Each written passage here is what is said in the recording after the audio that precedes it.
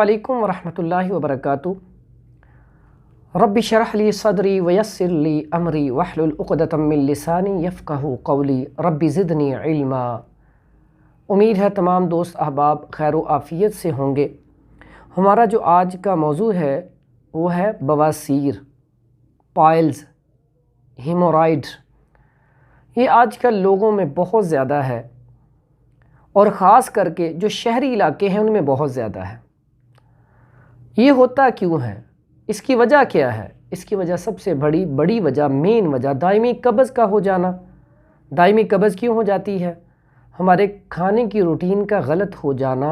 जैसे कि हम आजकल करते हैं, फ़ास्ट फूड आइटम का इस्तेमाल बहुत करते हैं, बेकरी आइटम का इस्तेमाल बहुत करते हैं, चाय का इस्तेमाल बहुत ज़्यादा करते हैं, कोल्ड ड्रिंक का इस्तेमाल बहुत ज़्यादा करते हैं। उसके अलावा ठंडे मशरूबात, ठंडा पानी, ये सारी चीज़ें ज़्यादा इस्तेमाल करने से, कसरत से इस्तेमाल करने से बवासीर हो जाती है। सबसे पहले दायमी कब्ज़ होती है।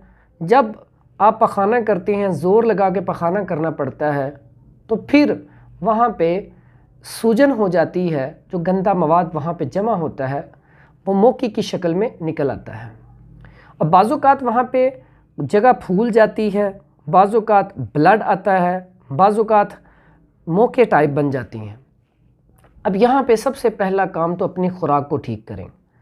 जिसको दायमी कब्ज़ होगी उसे बवासीर का मसला लाजमी होगा। सबसे पहला काम करें, उसकी खुश्क और सर्द अशिया बंद कर दें। अगर खूनी बवासीर है तो गर्म चीज़ें भी बंद कर दें। उसके लिए चावल, चिकन, बोतल, burger, shawarma, fast food, bakery item, खट्टी चीज़ें, इनको आप कम कर दें। ख़ुसूसन गोश्त का इस्तेमाल कम कर दें, बिल्कुल बंद कर दें। तो इंशाअल्लाह उससे आपका ये मसला बवासीर वाला हल हो जाएगा। तो इसमें आप सबसे पहला काम क्या करेंगे, यहाँ पे बादी बवासीर भी होती है, खूनी भी। इस वीडियो में मैं आपको कोशिश करता हूँ बादी बवासीर के हवाले से बता दूँ। तो उसमें आप सबसे पहला काम करें, सुबह का नाश्ता जो है दलिया गंदम का या सूजी का हलवा वो इस्तेमाल कर लें। दोपहर में आप कद्दू, तोरी, टिंडे, शलजम, गाजर, मूली वगैरह, दाल मूंगी वगैरह ये सब्ज़ियाँ इस्तेमाल कर लें और कोशिश करें सरसों ऑयल में बनाएं या देसी घी में बनाएं। उसके बाद फलों में इंजीर, पपीता, अमरूद, अंगूर ये फल इस्तेमाल कर लें। और इंजीर अगर रात को भिगो के सुबह इसका पानी भी पी लें और इंजीर खा लें तो बेहतरीन है बवासीर के लिए। उसके अलावा कावा आप उनाब, पुदीना और गाउज़बान ये कावा भी ले सकते हैं और पुदीना और अजवाइन का कावा भी ले सकते हैं। ये कावा इस्तेमाल कर लें और बाकी चीज़ें फ़िल वक्त 15 दिन के लिए छोड़ दें।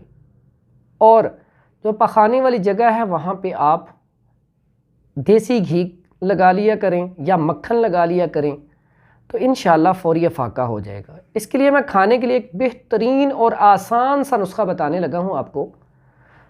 सिर्फ 2 चीज़ें हैं। आप गंधक आंवला सार ले लें 50 ग्राम, बड़ी सस्ती सी है। छिलका रीठा छोटे छोटे दाने होते हैं, उसका छिलका उतार के 50 ग्राम छिलका ले लें। इनको बराबर वज़न लेके पीस लें, पाउडर कर लें। करने के बाद 0000 कैप्सूल ले लें। एक कैप्सूल सुबह, एक शाम ये भर के खाएं ताज़ा पानी के साथ। उसके बाद एक और आसान सा नुस्खा, तुख्मे तारा मीरा वो ले लें और वो आप थोड़ा सा सुबह निहार ले लिया करें।